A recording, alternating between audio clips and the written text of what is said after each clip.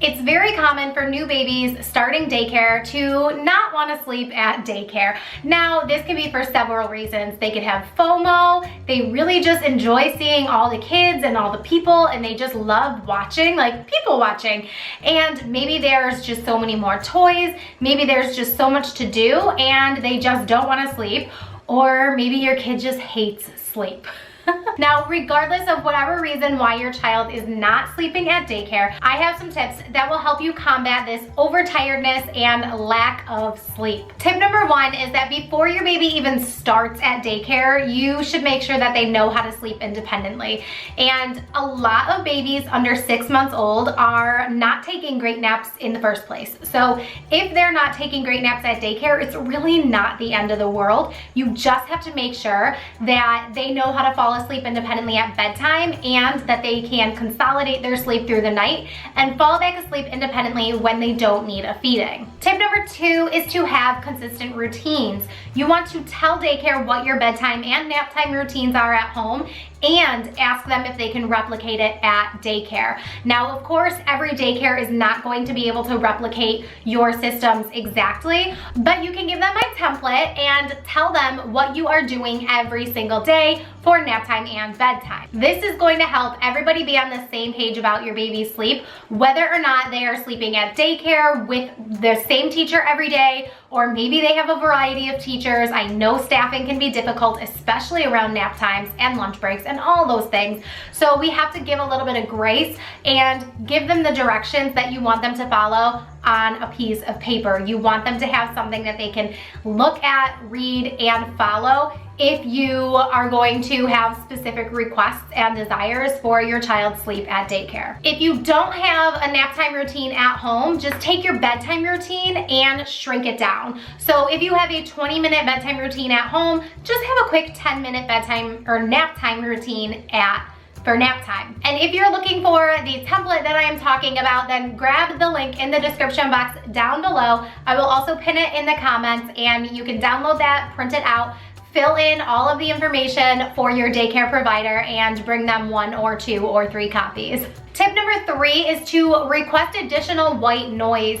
Now, a lot of daycare centers will either have music continuously playing or they will have white noise continuously playing as well. But what you want to do is ask if you can bring in one that can either attach to their crib or one that you can put under or next to their crib so that your child has the additional white noise that will drown out more sounds during their nap. Tip number 4 is to communicate with the daycare center.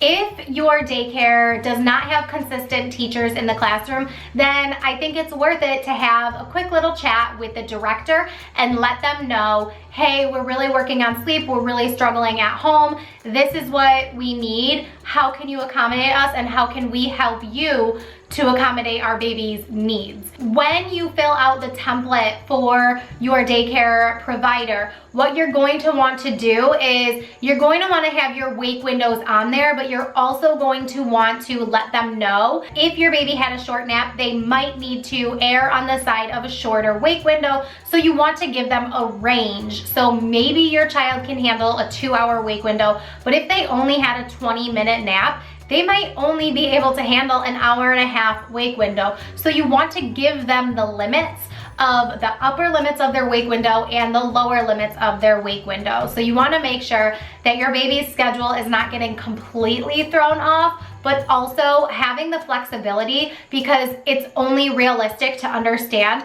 that your baby's sleep schedule is not going to be perfect at daycare. They're not going to get the perfect amount of sleep every single day, and just being able to be flexible is going to go a long way. Tip number 5 is to bring the same sleep sack that you have at home to daycare. Now, I know that different states have different laws and requirements when it comes to sleep sacks and what they allow babies to sleep in or with. Now, according to the American Academy of Pediatrics, there's nothing wrong with a sleep sack. Sleep sacks are safe, but nothing else should be in the crib. No pillows, no blankets, no stuffed animals. So if your child is using a sleep sack at home, I highly recommend that you probably invest in 3 or 4 of the same sleep sack, because you want 2 at home at all times and you want 2 at daycare at all times. So let's say for the morning nap, your baby is wearing their sleep sack and they pee through their diaper and now their sleep sack is all wet and dirty. Well, if you're planning ahead and you already have 2 of the same sleep sack, then it really should not have an impact on your child's sleep. But if you don't have an extra one, then of course the daycare is just gonna have to figure out how to get your baby to sleep without the sleep sack. So having extras and backups is always a good option. Tip number 6 is, I mean, not everybody is going to be able to do this, but depending on what kind of daycare center you are at, or maybe you are at an in-home daycare center and you can make special requests for nap locations. But if you're in a center, you may want to ask if, at least while your child transitions to a new daycare, ask if your child can have a crib in the darkest, quietest corner of the classroom. Now, some daycare centers will have the cribs lining the perimeter of the classroom.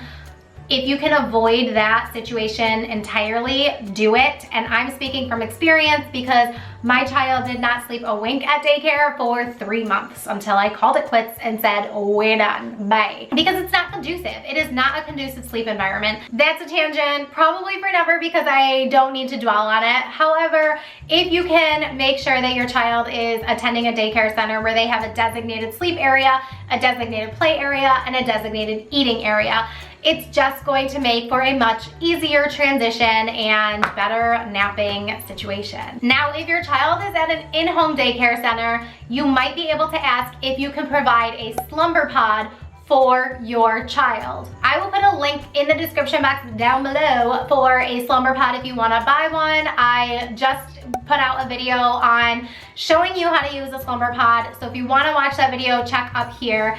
And then you can always ask your daycare provider if it's something that you can use at their house or center, and if it's something that they think would be beneficial to help your baby get better, more quality naps while they are not home. Tip number 7, depending on your child's age and stage and how much they're napping, you want to utilize an earlier bedtime or an extra cat nap.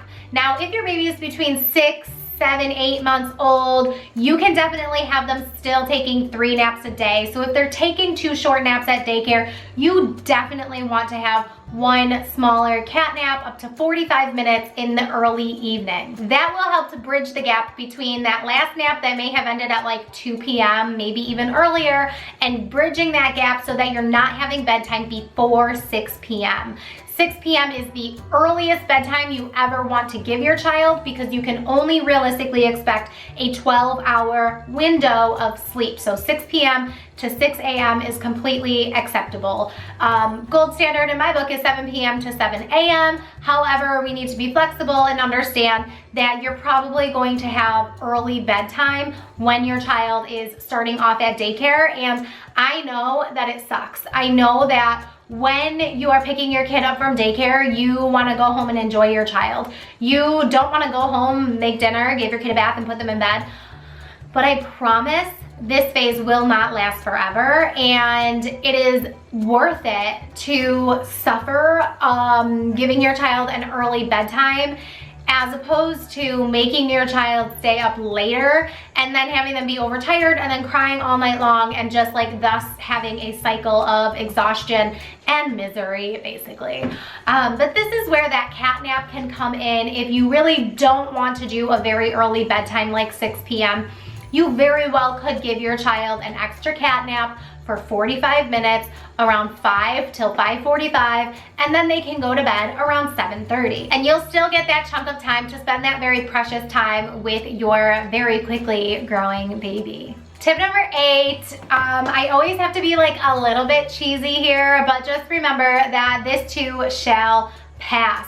This is not going to last forever. It is a phase, and eventually you're going to get to a point where you want daycare to stop letting your child sleep, because I mean, they're gonna be like 3 years old at that point, and you're probably thinking that's so far away, but it's really not. At some point, naps do get better at daycare. It really doesn't last forever. The first year of sleep at daycare is difficult. And I'm not gonna sugarcoat that, but it is difficult because there's so much going on around them. And sometimes babies just don't like to sleep when they're surrounded by other people. So just keep all of that in mind. Remember that every family and every baby is different, and what works for your family is what works for your family. It does not have to be what works for every single family out there. Take a deep breath. Naps will come together. Everything will be just fine.